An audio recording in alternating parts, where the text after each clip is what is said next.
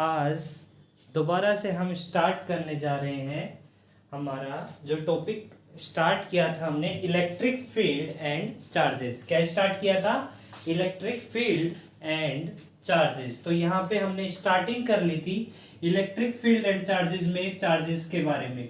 तो चार्ज के बारे में हमने बात की थी कि चार्ज क्या होता है? एलिमेंट्री यूनिट ऑफ मैटर होता है। एलिमेंट्री यूनिट यानी प्रारंभिक इकाई। जो सबसे पहले किसी भी मैटर के बारे में हम जानते हैं वो चार्ज के बारे में ही जानते हैं। और चार्ज का ये क्वांटाइजेशन फॉर्मूला था जो हमने पढ़ा था, जहाँ पे n जो था इंटीजर्स थे। n क्या थे यहाँ पे? Integers, that is 1 2 3 and so on. इस तरह से n की वैल्यूज थी। मींस जो आपका चार्ज होता है वो integer multiple of charge on electron होता है। यानी इंटीजर्स आएंगे यहाँ पे और यहाँ पे चार्ज ऑन इलेक्ट्रॉन। इलेक्ट्रॉन के ऊपर कितना चार्ज होता है? 1.6 into 10⁻⁹ coulomb, that is charge on electron. आगे हम बात करेंगे आज हमारा जो नया टॉपिक रहेगा वो रहेगा कूलम्स लॉ। कूलम्स लॉ, ये कूलम नाम के एक साइंटिस्ट ने दिया था, that's why we call it Coulomb's law. Coulomb's law क्या कहता है? बेसिकली इसको कूलम्स लॉ भी बोलते हैं और साथ में इनवर्स स्क्वायर लॉ भी बोलते हैं। Inverse square law, why? क्योंकि ये इनवर्स स्क्वायर लॉ को फॉलो करता है। मतलब मान लो हमारे पास दो चार्जेस हैं, first charge is Q1 and second one is Q2।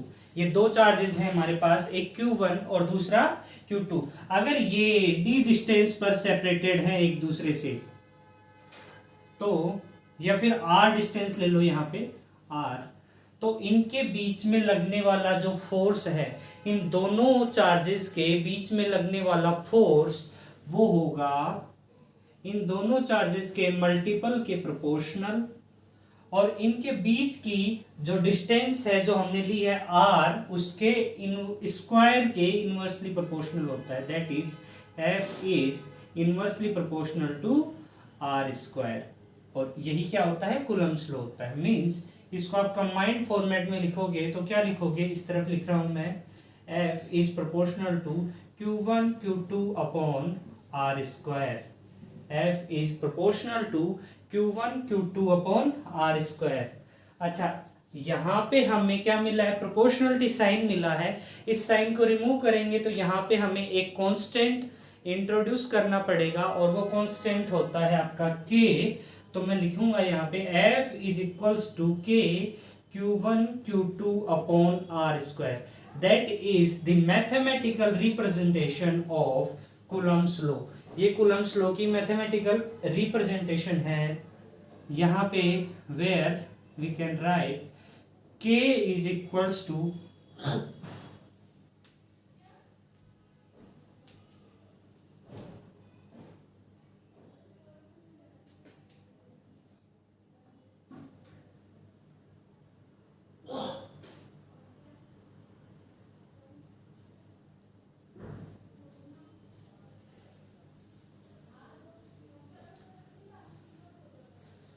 where k is equals to 1 upon 4 pi epsilon naught। यहाँ पे k की वैल्यू कितनी है?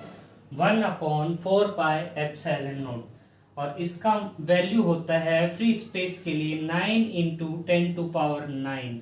और इसका यूनिट देखो, कैलकुलेट करेंगे यहाँ से k का यूनिट, तो फोर्स का यूनिट क्या होता है? न्यूटन।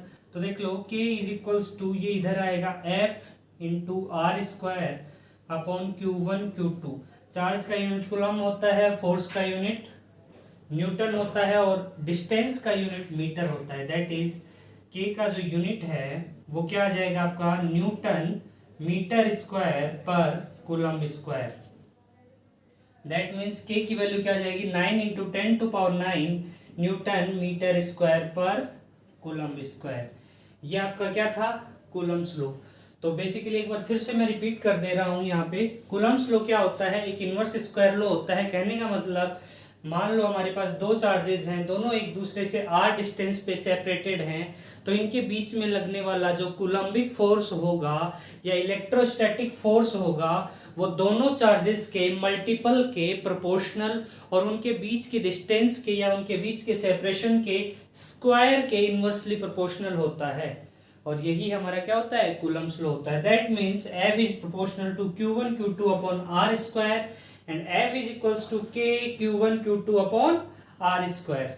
यहाँ पे K जो है आपका कांस्टेंट होता है, प्रोपोर्शनलिटी कांस्टेंट, जिसकी वैल्यू होती है 1/4 पाई एप्सिलॉन नॉट, और इसका मैथमेटिकल वैल्यू होता है 9 into 10⁹ newton metre square per coulomb square. तो आई होप आपको कूलम्ब्स लॉ समझ में आया होगा। इसके रिगार्डिंग हम एक न्यूमेरिकल्स देख लेते हैं। तो न्यूमेरिकल एक लेके चलते हैं, कूलम्ब्स लॉ।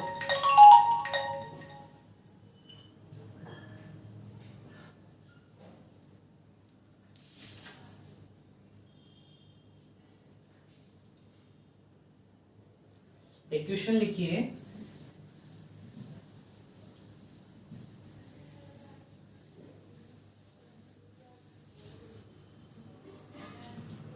कूलम्ब्स लॉ का फॉर्मूला यहाँ पे हम लिख लेते हैं, F is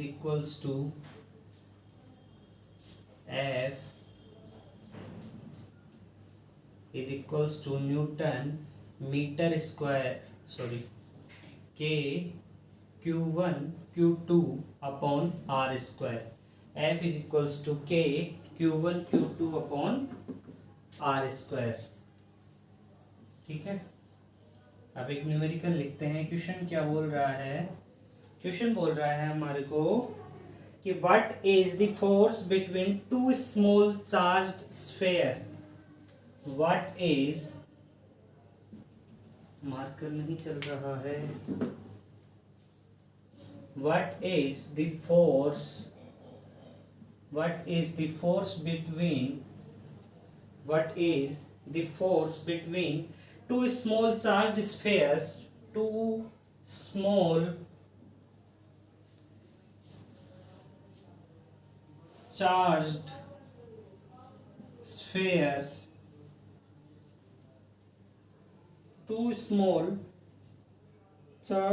spheres having charges of 2 into 10⁻⁷ coulomb, having charges of 2 into 10⁻⁷ coulomb and another one has 3 into 10⁻⁷, 3 into 10⁻⁷ coulomb placed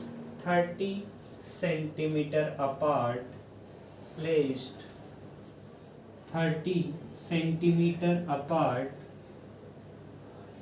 in the air। यहाँ पे हमें मीडियम क्या दे रखा है, एयर दे रखा है। तो एयर मीडियम की क्या खास बात होती है, ये फ्री स्पेस की तरह ही बिहेव करता है। तो यहाँ पे जो आप कांस्टेंट की वैल्यू लोगे वो आप के की value 9 into 10⁹ newton metre square per coulomb square ही लोगे। ठीक है, तो व्हाट इज द फोर्स, हमें क्या पूछा है, ये फोर्स पूछा है। फोर्स क्या होता है, F is equals to K Q1 Q2 upon R square. तो यहाँ पे देख लो, सबसे पहले हम लिखेंगे गिवन क्वांटिटीज। तो हमें गिवन क्या क्या है, गिवन है सबसे पहले चार्जेस। Q1 की वैल्यू कितनी, 2 इंटू 10⁻⁷ कूलम्ब। Q2 की वैल्यू कितनी, 3 into 10⁻⁷ coulomb. Distance R is equals to 30 centimetre. MKS में चेंज करेंगे, मतलब सेंटीमीटर को मीटर में चेंज करेंगे, 30 इंटू 10⁻⁻2 मीटर। सिंपली इनकी वैल्यूज किस में रख देंगे, ऊपर वाले इक्वेशन में रख दो। F is equals to K की वैल्यू कितनी, 9 इंटू 10⁻⁹। उसके बाद में Q1 Q2 की वैल्यू 2 इंटू 10⁻⁷, एंड ये 3 एज इट इज रहेगा, और आपका आ जाएगा 9 into 2 into 3 upon this is 30 into 30। Okay, अब सिंप्लीफाई करेंगे, पावर्स देखो 10 टू पावर 9 और -14, यानी कि -5 और ये -4 ऊपर जाएगा तो प्लस का 4, यानी कि 10 टू पावर